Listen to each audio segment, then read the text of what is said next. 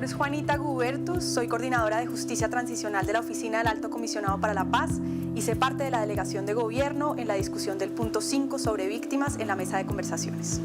Voy a presentarles el módulo sobre el acuerdo de víctimas llamado Acuerdo sobre las Víctimas, Sistema Integral de Verdad, Justicia, Reparación y No Repetición y Compromiso sobre Derechos Humanos. Desde el inicio de este proceso supimos que no era posible realmente terminar el conflicto armado, ni mucho menos construir una paz estable y duradera, si no llegábamos realmente a satisfacer los derechos de las víctimas. Por eso pusimos en el centro de este proceso, desde el inicio, en la fase exploratoria y luego en el acuerdo general, que resarcir a las víctimas, satisfacer sus derechos, tenía que estar en el centro de este acuerdo. Por eso este acuerdo se refiere a cómo vamos realmente a satisfacer sus derechos a la verdad, a la justicia, a la reparación y a la no repetición. El conflicto armado colombiano nos ha dejado una atrocidad sin igual. 7.9 millones de víctimas se estima que nos ha dejado este conflicto y aún no sabemos si ese es realmente el universo completo. Por eso no era posible pensar que podíamos tener un proceso que no pusiera a ese universo tan grande de víctimas en el centro. De cara a ese escenario pusimos en el acuerdo general un punto específico sobre las víctimas que dice resarcir a las víctimas está en el centro del acuerdo entre el gobierno nacional y las FARC-EP. Por eso también al inicio de la discusión del punto 5 pactamos un conjunto de 10 principios que incluye de entrada el reconocimiento de responsabilidades y el reconocimiento de las víctimas como uno de los elementos centrales que estuvo presente en toda la discusión del punto y que va a irradiar toda la implementación de lo que hagamos. Por eso también nos dimos a la tarea de oír esas voces de las víctimas. En primer lugar, a través de 27.000 propuestas que recibimos de todos los lugares del país sobre verdad, sobre justicia, sobre reparación, sobre participación de víctimas en el proceso. Por eso generamos unos foros, que no era solamente un foro como hicimos en los distintos puntos, sino un foro nacional y 3 foros regionales alrededor del país que tuvieron participación de más de 3.000 víctimas. Por eso, además de esos mecanismos de participación, llevamos a la mesa a 60 víctimas, mujeres, indígenas, afrodescendientes, personas que habían participado también en las mesas distritales, municipales, departamentales y nacional de víctimas, a que nos contaran de manera directa en la mesa sus experiencias y cuáles eran sus expectativas sobre cómo este acuerdo podía satisfacer sus derechos. Fue sobre la voz de las víctimas que empezamos a construir este acuerdo sobre las víctimas. En la discusión sobre el tema de víctimas, lo que rápidamente surgió es que teníamos que crear un sistema integral, es decir, realmente un entramado de un conjunto de mecanismos, unos judiciales, otros extrajudiciales, para poder en su conjunto satisfacer de la mejor manera los derechos de las víctimas. Por eso, el acuerdo crea entonces ese sistema integral. Es un sistema que tiene 2 tipos de objetivos. Por un lado, el objetivo de satisfacer esos derechos de las víctimas a la verdad, a la justicia, a la reparación y a la no repetición, y por el otro lado, garantizar seguridad jurídica para quienes participaron en el conflicto armado, causaron daños y se comprometen con la satisfacción de los derechos de las víctimas, como elemento esencial para poder finalizar el conflicto armado y hacer tránsito a la legalidad. En su conjunto, ese sistema le apunta a la construcción de la paz, a la reconciliación, a la generación de condiciones de convivencia. Hay 5 elementos esenciales para entender qué es este sistema integral. En primer lugar, la integralidad. Este no es un conjunto de mecanismos aislados, cada uno por su lado. Es realmente integral en tanto son mecanismos interrelacionados en términos de secuencia, la forma en la que distribuyen el trabajo, la forma en la que hay un flujo de información entre los distintos mecanismos. Segundo, es un sistema guiado por el principio de condicionalidad. Eso significa que ningún tratamiento especial de justicia, sea una amnistía, sea un indulto, sea una pena alternativa o una sanción especial, va a poder existir si no se cumplen unas condiciones en los demás mecanismos del sistema, condiciones en materia de contribución a la verdad, contribución a la reparación y garantía de no repetición. Tercero, es un sistema que le apunta a la participación de las víctimas en todos los mecanismos del sistema y en todas las instancias de cada uno de los mecanismos. En cada uno de estos mecanismos que vamos a ir estudiando en este curso, se garantiza la participación de las víctimas en todos estos elementos. Cuarto, este es un sistema en donde cada mecanismo tiene que ser imparcial e independiente. Por eso nos hemos dado la tarea de generar mecanismos muy particulares de selección de quiénes son los comisionados, quiénes van a ser parte de la Jurisdicción Especial para la Paz, de tal forma que la ciudadanía pueda confiar en estos procesos. Y quinto, este es un sistema que tiene que estar guiado por un enfoque diferencial y de género, de tal forma que todas las distintas poblaciones que han sufrido de manera diferenciada el conflicto armado realmente puedan encontrar satisfechos sus derechos. El sistema integral está compuesto por 5 mecanismos y medidas. En primer lugar, la Comisión para el Esclarecimiento de la Verdad, la Convivencia y la No Repetición, que es un mecanismo extrajudicial para poder realmente esclarecer lo sucedido a lo largo del conflicto armado y darle una voz a todos aquellos que participaron o sufrieron a lo largo del conflicto armado para que realmente podamos entender qué fue lo que sucedió. En segundo lugar, la unidad de búsqueda de personas dadas por desaparecidas en el contexto y en razón del conflicto armado, cuya finalidad es darle satisfacción a esos familiares que están buscando todavía a los seres queridos que perdieron en función del conflicto armado. En tercer lugar, una Jurisdicción Especial para la Paz, que es un mecanismo para, de manera judicial, administrar justicia, investigar, juzgar y sancionar lo sucedido en el conflicto armado, en particular aquellos delitos más graves y representativos. En cuarto lugar, tenemos unas medidas de reparación integral para la construcción de la paz. Son un conjunto de medidas que construyen sobre lo que ya venimos avanzando en materia de reparación administrativa para hacer frente de mejor manera a la construcción de la paz, a poder satisfacer esos derechos de las víctimas y garantizar que quienes causaron un daño contribuyan a repararlo. Y en último, tenemos las garantías de no repetición, que básicamente es un elemento transversal al acuerdo en donde la apuesta final es que esas violaciones no se repitan y no se repiten de distintas maneras. Primero, en la medida en la que realmente terminemos el conflicto armado, que es el punto 3 del acuerdo general. En segundo lugar, a través de las distintas medidas de verdad, de justicia y reparación, porque en tanto sabemos qué fue lo que sucedió, en tanto hacemos justicia por lo que sucedió, garantizamos que eso no se vuelva a repetir. Y en tercer lugar, a través de la implementación de los distintos acuerdos del resto de la agenda. Si hacemos realmente y ponemos en marcha todos los acuerdos de desarrollo rural integral, si realmente ampliamos la participación política y las garantías de participación ciudadana, si damos solución al problema de las drogas ilícitas a través de programas de sustitución de cultivos, entre otros, garantizamos de manera sostenible y de largo plazo la no repetición. Esos son entonces los 5 mecanismos y medidas que completan el sistema integral de verdad, justicia, reparación y no repetición.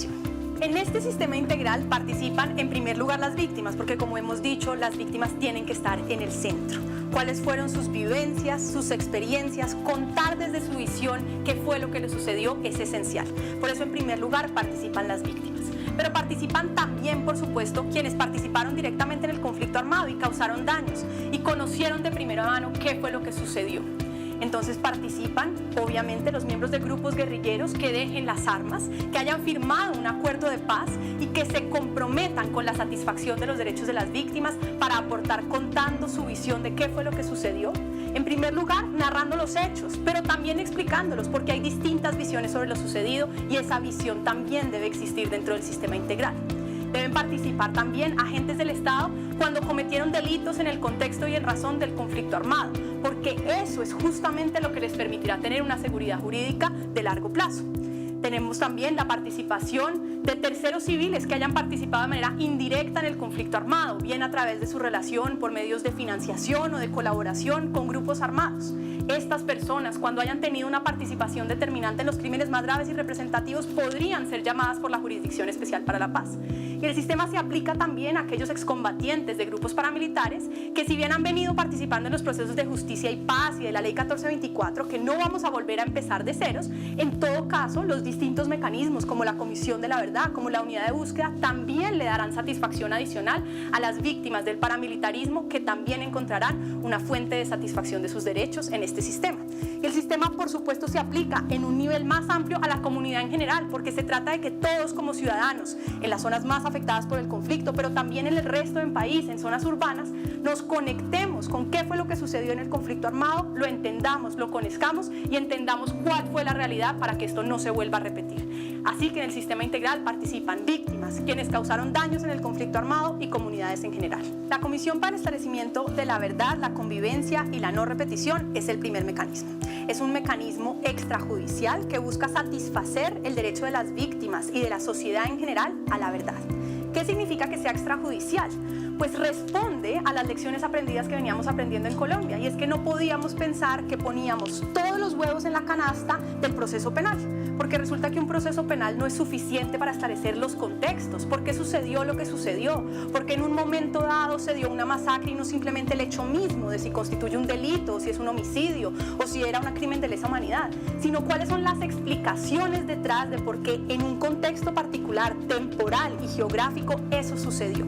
Esa búsqueda de esa información que va mucho más allá de lo que se puede probar en un proceso penal, en donde la rigurosidad de un proceso penal se basa en el debido proceso, en los elementos materiales probatorios. En cambio, un mecanismo extrajudicial es realmente un escenario donde se pueden oír todas las voces. Por eso esta Comisión de la Verdad tiene 3 objetivos. En primer lugar, esclarecer lo sucedido. Sabemos mucho en Colombia, pero todavía tenemos capítulos pendientes para esclarecer aún más qué fue lo que sucedió en distintos escenarios de este conflicto. En segundo lugar, promover el reconocimiento de ese esclarecimiento. Lo más grave que nos ha sucedido en el país es que tenemos cantidades inmensas de información sobre lo sucedido y todavía hay lugares del país en donde se niega lo sucedido, donde fenómenos como el paramilitarismo en distintos contextos se justifican, o donde la lucha armada se justifica por distintas razones. Reconocer que lo que sucedió en efecto sucedió y que es condenable es esencial. Y tercero, promover la convivencia. De nada nos serviría una Comisión de la Verdad que rompa, que nos desgarre como sociedad, que genere tales desconfianzas que no nos permita seguir conviviendo. De lo que se trata al final es de que podamos pararnos en el zapato en el que se paró el otro, que podamos vivir esa experiencia, que podamos generar bases para la generación de confianza, para la tolerancia, para poder vernos como ciudadanos y ver a las instituciones y poder convivir en un mismo territorio. Por eso la Comisión de la Verdad, aunque tiene como una de sus funciones generar un informe final, más importante que ese informe final sobre los contenidos de su mandato es el proceso de generación de esos espacios en donde participen todos los distintos sectores de la sociedad. En primer lugar, las víctimas que sufrieron esas violaciones. En segundo lugar, quienes causaron esos daños para narrar esos hechos. Y en tercer lugar, por supuesto, las comunidades que tienen que vincularse porque o lo vivieron de manera indirecta y fueron resilientes, o estaban lejos de esa violencia y la desconocen. Entonces es un espacio donde se oyen esas distintas voces y se conoce lo sucedido. Es una comisión que tendrá una duración de 3 años, es una comisión en donde habrá 11 comisionados que serán escogidos de manera independiente e imparcial, y es una comisión con distintos elementos de su mandato, en particular la identificación de las violaciones a los derechos humanos, infracciones al VIH y otros elementos como las responsabilidades colectivas y el impacto sobre las poblaciones más victimizadas, entre otras. La unidad de búsqueda de personas dadas por desaparecidas en el contexto y en razón del conflicto armado es también un mecanismo extrajudicial como la Comisión para el Esclarecimiento de la Verdad. Su finalidad es encontrar a aquellas personas que por distintas razones desaparecieron en el conflicto armado, víctimas de desaparición forzada, personas que fueron reclutadas en medio del conflicto armado y de las que no sabemos que murieron en combate o están todavía en las filas de la guerrilla, personas que murieron en un combate, por ejemplo, guerrilleros, que fueron inhumados y no sabemos dónde están, personas cuyos familiares por múltiples motivos, desplazamientos forzados, dejaron de conocer. Esta unidad busca darle satisfacción a esas víctimas que no solamente están esperando que se haga justicia, que haya verdad, que haya reparación, sino están esperando lo más básico, poder saber dónde está su ser querido o, en su defecto, tener los restos entregados de manera digna para poder tener esa satisfacción. Esta unidad genera esos mecanismos aprendiendo de las lecciones de lo que ha sucedido en el país, de tal forma que no simplemente nos concentremos en un proceso penal, que también tiene que existir porque el delito de desaparición forzada es un delito no amnistiable, sino que paralelo a esos procesos penales garanticemos que haya un equipo con autonomía presupuestal, independiente, dedicado exclusivamente a la búsqueda de esas personas y, en su defecto, a la entrega de los restos. Por eso esta unidad va a cruzar toda la información de fuentes institucionales y no institucionales, va a generar un plan de búsqueda que pueda identificar dónde vamos a buscar a estas personas, va a generar despliegues de búsqueda activa, de localización de dónde están las personas desaparecidas o los restos, va a generar procesos de exhumaciones en caso de que sea necesario, identificación de restos o de personas a través de tecnología de cruce de información, y finalmente va a entregar unos informes a esos familiares sobre qué fue lo que sucedió, cuál fue toda la información que pudimos recoger para explicarle a esos familiares qué sucedió. En caso de que la persona haya fallecido, poder entregar de manera digna los restos. Se trata entonces de poder generar un mecanismo extrajudicial para satisfacer ese derecho que tienen las víctimas a saber qué fue lo que sucedió con su ser querido. El acuerdo contempla medidas de reparación integral para la construcción de la paz. Más allá de lo que estamos haciendo en el país, que es enorme, que ha sido reconocido nacional e internacionalmente como un esfuerzo inconmensurable de reparar a un universo de más de 7 millones de víctimas, podemos hacer cosas distintas en el posconflicto, porque las cosas que podemos hacer hoy pueden realmente multiplicarse y pueden potenciarse en un escenario de fin del conflicto. Por eso, de lo que se trata este acuerdo es de imaginarlos y de generar mecanismos adicionales para hacer de mejor manera esa reparación en la construcción de la paz. Tenemos entonces básicamente 3 tipos de medidas de reparación a las que le apuesta el acuerdo. En primer lugar, una apuesta muy fuerte por el reconocimiento de responsabilidades, porque lo hemos vivido en el país. Para la gente es muy importante recibir una indemnización o una restitución de tierras, pero muchas veces cae en el vacío si la gente no recibe también un reconocimiento de que eso que sucedió estuvo mal y que es un daño que no se debió haber producido. Por eso ese reconocimiento de responsabilidades es muy importante. El acuerdo crea actos tempranos de reconocimiento de responsabilidad por parte de quienes causaron los daños, que van a ser concertados con las comunidades, con la participación de las víctimas, y van a ser mediados por la Conferencia Nacional Episcopal y otras iglesias. En segundo lugar, el acuerdo le apuesta a que quienes causaron los daños contribuyan a repararlos. Por ejemplo, a través de acciones concretas, que quienes participaron en el conflicto armado participen en acciones de desminado, participen en acciones de erradicación de cultivos ilícitos, contribuyan a través de la construcción de vías, de infraestructura, de acueductos, generen acciones concretas que le generen una mejoría a las comunidades que sufrieron a causa de los daños del conflicto armado. Tenemos también contribución a través de acciones materiales, aportes concretos, materiales a esa reparación que el gobierno entiende implican entrega de bienes y valores.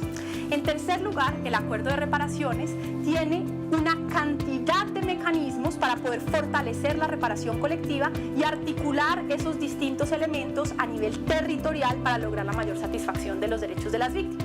En ese sentido, en ese escenario territorial vamos a tener el fortalecimiento de los procesos de reparación colectiva, el fortalecimiento de los procesos de retornos de personas a estos lugares, su articulación con la restitución de tierras, toda la generación de espacios para que haya atención psicosocial comunitaria, para que se fortalezca ese tejido social. La apuesta entonces es una visión mucho más territorial de esa reparación colectiva, donde de manera participativa y conjunta podamos realmente fortalecer la reparación colectiva en un escenario de fin del conflicto. La idea entonces es que estas medidas de reparación para la construcción de la paz aporten a lo que ya se viene haciendo en materia de implementación de la ley de víctimas, que además será fortalecida a través de un mecanismo participativo en donde serán las propias víctimas, a través de los mecanismos de participación existentes como la Mesa Nacional de Víctimas, pero también a través de otros mecanismos de participación, quienes revisen las prioridades en la ejecución de la política de reparación de víctimas para poder revisarla de cara a un escenario de construcción de paz. La Jurisdicción Especial para la Paz es el mecanismo judicial del sistema integral. Su objetivo es garantizar el cumplimiento del deber de investigar, juzgar y sancionar lo sucedido a lo largo del conflicto armado. Básicamente hay 3 ideas centrales para entender qué es la Jurisdicción Especial para la Paz y para qué es. En primer lugar, es una jurisdicción para luchar contra la impunidad. De lo que se trata es de garantizar que en particular frente a aquellos crímenes que son los más graves y representativos y frente a quienes tuvieron una participación determinante, se haga justicia. es nuestra obligación de asegurar que no simplemente pasamos la página o que no simplemente esclarecemos extrajudicialmente lo sucedido, sino que nos tomamos en serio el derecho de las víctimas a la justicia. En segundo lugar, es un mecanismo centrado en la condicionalidad. Ningún tratamiento especial de justicia, una amnistía, un indulto, una sanción de cualquier tipo va a existir si no ha habido una contribución al esclarecimiento, en la Comisión para el Esclarecimiento o en la Unidad de Búsqueda de Personas, a la reparación a través de los mecanismos y medidas de reparación integral que hemos discutido y, por supuesto, un compromiso radical con la no repetición a través de la dejación de las armas y el compromiso de no volver a delinquir. En tercer lugar, la Jurisdicción Especial para la Paz incentiva el reconocimiento de responsabilidades porque se trata de garantizar que quienes causaron daños de entrada los vayan a reconocer. No quiere decir que quienes no lo quieran reconocer no sean perseguidos. La jurisdicción tiene la posibilidad de llamar a aquellas personas que tuvieron una participación determinante y no quieren reconocer su responsabilidad. Pero incentivamos, garantizamos que ahí estén los incentivos adecuados para que quienes puedan venir de entrada a reconocer su responsabilidad lo hagan, porque estamos convencidos de que eso le da mayor satisfacción a las víctimas y porque eso permite ahorrar esfuerzos institucionales en la investigación, garantizando que esos se concentren en aquellos casos en los que no hubo reconocimiento. Pasemos entonces a explicar las rutas procesales dentro de la jurisdicción.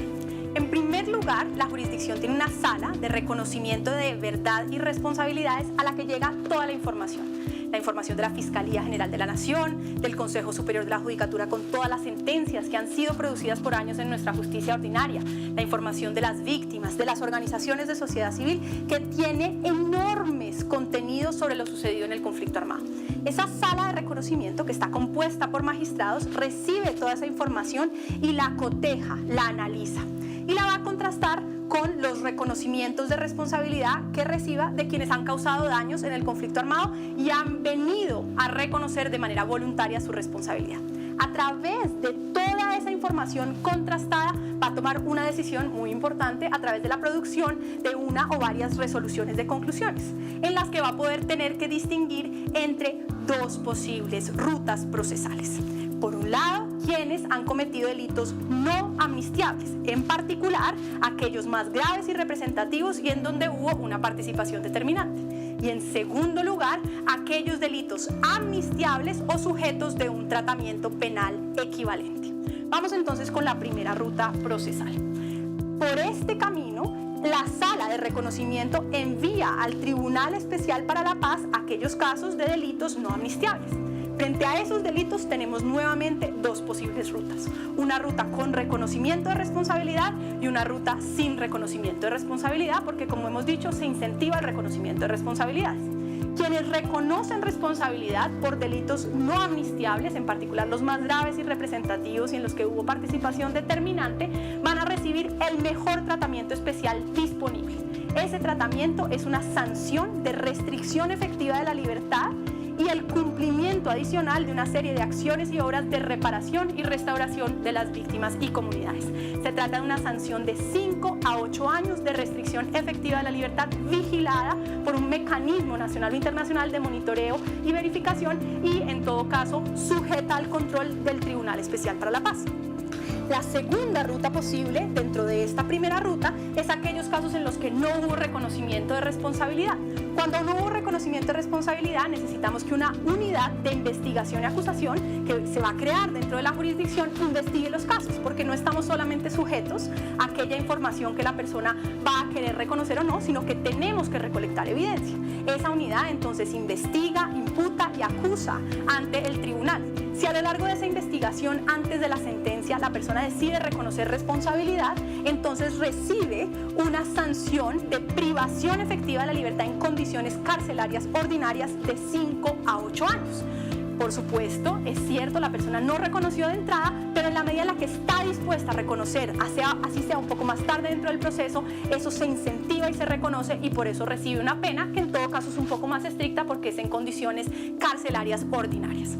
¿Qué pasa con aquellas personas que no quieren reconocer? Van a un juicio ordinario en donde de manera probatoria el Tribunal Especial para la Paz decide si la persona es o no responsable. Cuando la persona es hallada culpable, recibirá una pena de 15 a 20 años de privación efectiva de la libertad en condiciones carcelarias ordinarias.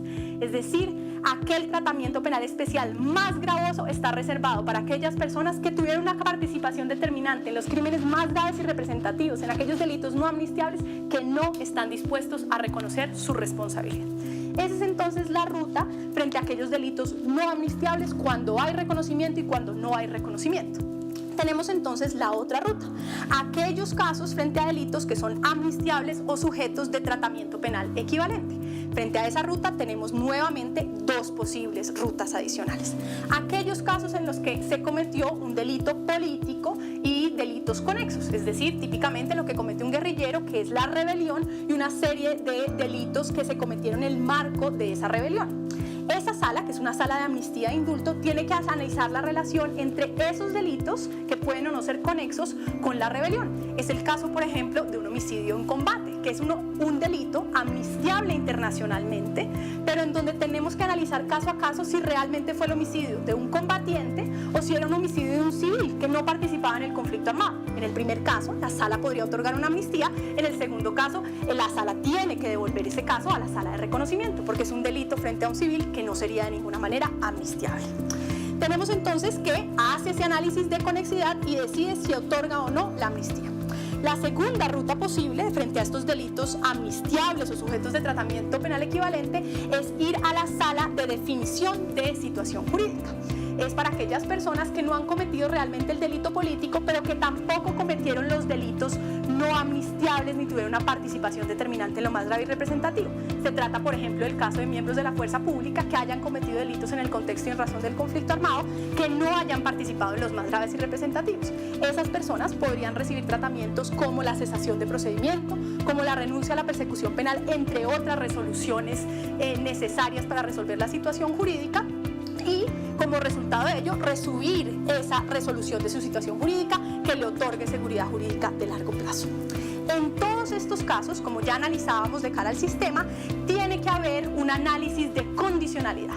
Tiene que garantizarse que estas personas hayan realmente contribuido a la verdad ante la unidad de búsqueda de personas desaparecidas o ante la Comisión para el Esclarecimiento de la Verdad. Tiene que haber habido contribución a la reparación ante las medidas de reparación para la construcción de la paz y, por supuesto, tiene que haberse verificado la garantía de no repetición a través de la dejación de las armas o el compromiso de no volver a delinquir. Entonces, en cada uno de estos componentes y de estas rutas tenemos la verificación de la condicionalidad al momento de otorgar cualquier tratamiento penal equivalente. Toda esta Jurisdicción Especial para la Paz está compuesta por magistrados que sean independientes y autónomos, que van a ser escogidos a través de un procedimiento que garantice transparencia y que le dé confianza a la sociedad colombiana en que son las personas idóneas. De ninguna manera la mesa de conversaciones participará en la escogencia de esos magistrados. En su conjunto, esta Jurisdicción Especial para la Paz garantiza que no haya impunidad por lo sucedido en el conflicto armado y que garanticemos la satisfacción de los derechos de las víctimas a la justicia. Al final, este acuerdo se trata de satisfacer los derechos de las víctimas. Se trata de garantizar que esclarezcamos lo sucedido, que hagamos justicia para que condenemos y digamos que eso nunca debió haber sucedido, que reparemos a las víctimas para que puedan reconstruir su proyecto de vida. Pero más importante aún, que no se repitan las violaciones, para que nunca nadie más sea víctima, para que podamos vivir en convivencia pacífica en las comunidades y construir un mejor país todos juntos. El éxito de este acuerdo depende de que todos lo conozcamos, nos apropiemos de él y participemos en su implementación. En particular, necesitamos que las víctimas nos ayuden a explicarlo en sus comunidades, verifiquen que efectivamente lo que acordamos se cumpla y participen en su implementación a través de las distintas instancias de participación en los distintos mecanismos y medidas. De que toda la sociedad colombiana se ponga en los zapatos de las víctimas, reconozcamos lo sucedido, pueda hacer posible que realmente construyamos paz entre todos en los territorios.